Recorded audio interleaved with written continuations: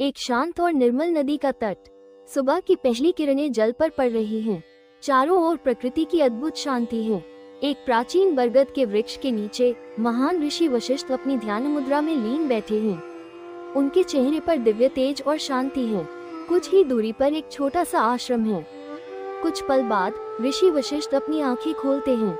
उनकी दृष्टि नदी किनारे जलती हुई राख के पास पड़ी एक छोटी सी कीड़े पर पड़ती है, जो अजीबोगरीब तरीके से छटपटा रहा है।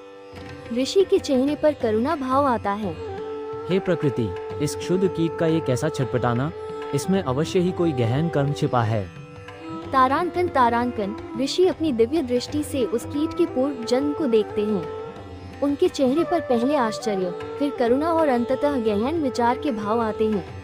एक साधारण गृहस्थ का आंगन। एक स्त्री जिसका नाम सुमति है, अपनी दिनचर्या में व्यस्त है। वो घर के काम कर रही है। उसकी सास वृद्धा माता उसे कुछ समझा रही है। पुत्री सुमति, आज से तुम्हारा मासिक धर्म शुरू हुआ है। तुम जानती हो कि इन दिनों में हमें रसोई, पूजा घर और पवित्र वस्तुओं से दूर रहना चाहिए। ये धर्म का नियम है।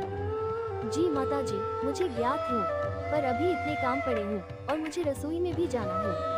कौन इतनी देर तक इंतजार करेगा?